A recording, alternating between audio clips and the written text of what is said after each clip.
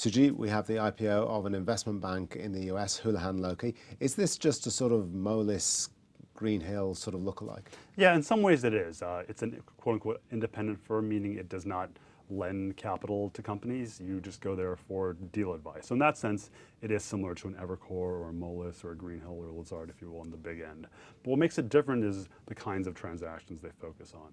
Whereas those big firms, or those more established firms, focus on bigger transactions. Their bankers came from big firms where they did front page deals. Houlihan Lokey is a middle market firm, meaning it focuses on deals less than $1 billion, the types of transactions the big firms just wouldn't have time for.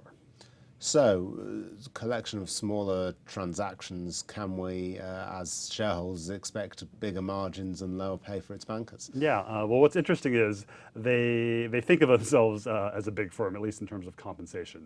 The compensation ratio has hovered around 70%, as we know, which is a very high number.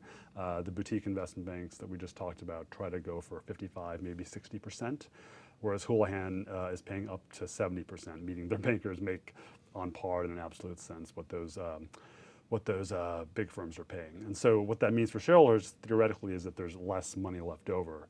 What Houlihan is saying is we have less of a focus on operating expenses, so overhead, if you will. Those ratios are lower. So on an absolute basis, they're still going for kind of the magic 25% operating margin. We'll see if it actually plays out that way when they're finally public. I suppose it depends how busy they are, and I guess over the past few years they've probably been quite busy. There's been an M&A boom, but why are they floating now, just as it seems that the interest rate cycle is about to turn and maybe life is about to get a little right, so these are bankers and valuation is their area of expertise. So they are probably sensing this is the top of the market.